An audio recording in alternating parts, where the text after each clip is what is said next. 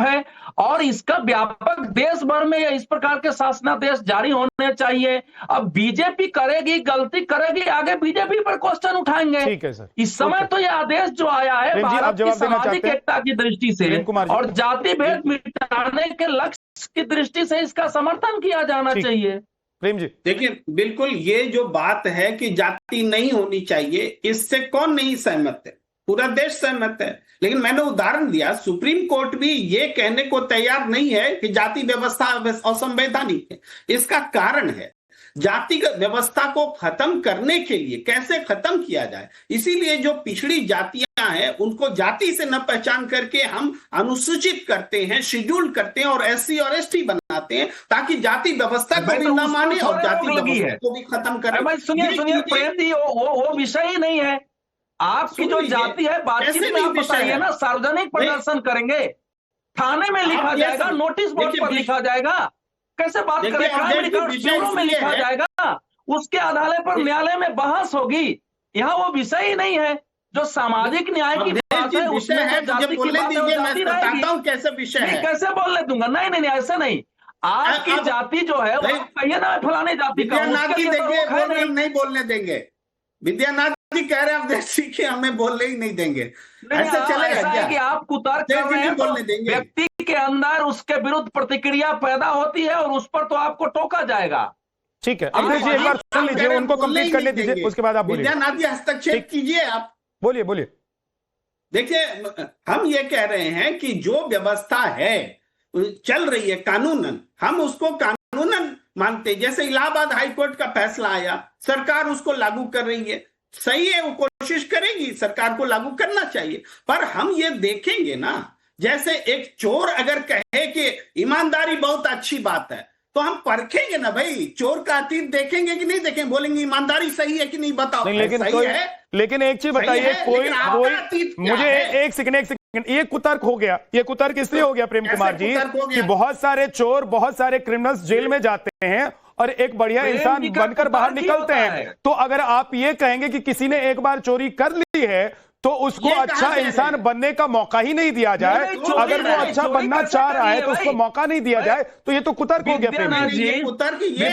ऐसा है कि प्रेम कुमार जी, रुकिए प्रेम जी, प्रेम कुमार जी को मालूम है कि ये जो विषय उठाया गया है एक भारतीय व्यवस्था की दृष्टि से, देश की एकता अखंडता की दृष्टि से, सामाजिक न्याय की दृष्टि से ये एक उपयुक्त कदम है, लेकिन विरोध करना है तो कुतर्क ही देंगे। ये बात सही है कि देश में इस विषय पर विचार होना चाहिए कि 2014 में जब मोदी जी आए थे तो पूरे उत्तर, अब तक सुनिए ना, पूरे उत्तर पश्चिम और पूर्वी भारत में लोगों ने जातियों से ऊपर उठकर मोदी जी को समर्थन दिया था। इसी उत्तर प्रदेश में 73 सीटें उनके गठबंधन जीती थी। योगी आदित्यनाथ जी, ये जाति की और चीजें कैसे लौट गई है, इसका इस पर विचार करने की आवश्यकता है। लेकिन ये जो शासनादेश है, यह शासनादेश तो पहले आना चाहिए कि भैया जाइए, अब FIR कर रहे हो, चार्जशीट दायर कर रहे हो, इसमें उसमें आप नाम लिख रहे हो और ये अतिवादी सीमा तक चला गया है। एक करके आप दोनों लोग वरिष्ठ पत्रकार हैं, प्रेम जी, आप दोनों लोग वरिष्ठ व्यक्ति हैं, पैनल में बैठे हुए, आप लोग एक दूसरे के ऊपर मत। योगी आदित्यनाथ क्या बात करते हैं? प्रेम जी मुझे एक चीज बताइए, नहीं मानते प्रेम जी, मान लेंगे, यही तो प्रेम जी, प्रेम कुमार जी, मैं कह रहा हूं कि आप लोग ही तो इसकी वकालत करते रहे। क्या होगा प्रेम जी, मैं कह रहा हूं आप ही लोग तो वकालत करते रहे कि जात पात खत्म होना चाहिए, ये राजनीति से जात पात को दूर करना चाहिए। अगर योगी आदित्यनाथ उत्तर प्रदेश में एक बड़ा फैसला, ऐतिहासिक फैसला लेते हैं तो आप लोगों को सिर्फ इसलिए विरोध करना पड़ेगा क्योंकि आप लोगों को समाजवादी पार्टी, आरजेडी जैसी राजनीतिक पार्टियों का सपोर्ट करना है या उनको डिफेंड करना है। और आज के समय में कांग्रेस तो सबसे ज्यादा जाति की बात कर रही है, लगातार क्षत्रिय सभाएं कर रहे थे, तो वो भी खत्म हो जाएंगी भाई। अगर योगी आदित्यनाथ की सरकार ने आदेश पारित किया है तो योगी आदित्यनाथ भी क्षत्रिय सभा नहीं कर पाएंगे। उन्होंने तो नहीं लिखा है ना कि मैं क्षत्रिय सभा करूंगा लेकिन विपक्षी पार्टियां नहीं करेंगी, मैं ब्राह्मण सभा करूंगा लेकिन विपक्षी पार्टियां नहीं करेंगी, मैं ओबीसी सभा करूंगा लेकिन विपक्षी पार्टियां नहीं करेंगी। भाई एक आदेश है, वो आदेश सबके लिए। प्रेम कुमार जी, यही मैं कह रहा हूं कि ये आदेश पूरे देश में लागू हो जाए ना, पूरे देश में लागू हो जाए। ये जातीय जनगणना कराने से बचने के लिए आप उत्तर प्रदेश को एक मॉडल इसके लिए तो आप लोगों को प्रधानमंत्री नरेंद्र मोदी को एक पत्र लिखना चाहिए कि योगी आदित्यनाथ जी ने उत्तर प्रदेश में कोर्ट के आदेश के बाद एक ऐतिहासिक कदम उठाया है और क्या देश भर में बीजेपी की सरकार जहां जहां है वहां आप उठाएंगे। इसके अलावा आप लोगों को एक चिट्ठी राहुल गांधी या मल्लिकार्जुन खड़गे को भी लिखना चाहिए कि आप लोग भी क्या जिन प्रदेशों में आपकी सरकार है वहां इस तरह का एक आदेश लाएंगे। समाजवादी पार्टी के नेताओं को भी आप लोगों को बोलना चाहिए, अखिलेश यादव या तेजस्वी यादव जो आरजेडी के बिहार में इस वक्त चुनाव की सरगर्मी है, उनको भी पत्र लिखिए कि भाई अपने नाम से यादव हटाइए। विद्यानाथ जी, सब विपक्ष से पूछ लीजिए ना, आप केवल जो सरकार में रहे उससे न पूछा जाए। मैं तो कह रहा हूं कि आप प्रधानमंत्री नरेंद्र मोदी को भी चिट्ठी लिखिए, लेकिन साथ में राहुल गांधी, अखिलेश यादव और तेजस्वी यादव को भी चिट्ठी लिखिए। अखिलेश कटियार जी, प्रेम जी वो नहीं सुनने वाले हैं। प्रेम जी को जितना बोलना है अखिलेश कटियार जी सुनते हैं, उसी अनुसार। क्या आप लोगों को लग रहा है कि इस निर्णय से, इस फैसले से आप लोगों का पीडीए वाला जो समीकरण है या राजनीति है उसकी हत्या हो गई है, इसीलिए आप लोग बौखलाए हुए परेशान हैं? झा साहब, पहले तो जात का जो वजूद है वो कहां से है? बोलने, चलने, उठने, बैठने, खान पान में जो गैर बराबरी है वो एहसास कराती है कि आप ऊंचे जात के हो, हम नीचे जात के हैं।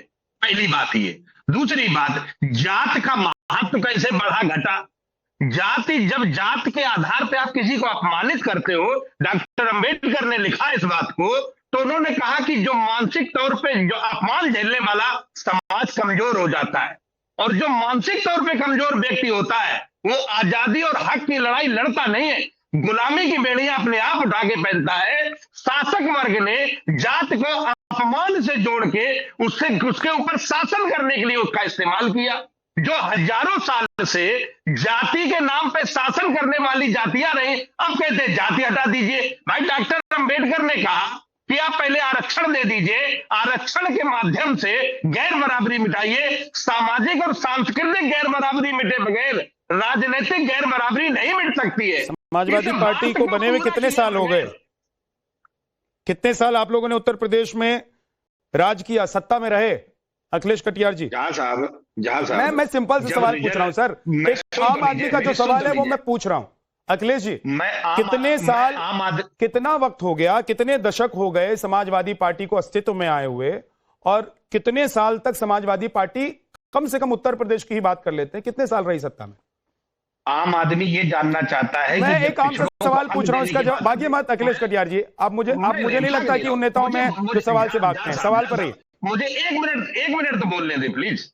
मैं सिर्फ ये बताना चाहता हूं, जब शिक्षक भर्ती की बात आती है तो पिछड़ों का अधिकार लूट लेते हैं। ये भाग रहे हैं लेटरल एंट्री के माध्यम से सवाल से भाग पिछड़ों और दलितों का हक मार लेते हैं। मैं कह रहा हूं कि आप लोग जो ये कह रहे हैं कि किसी भी पार्टी का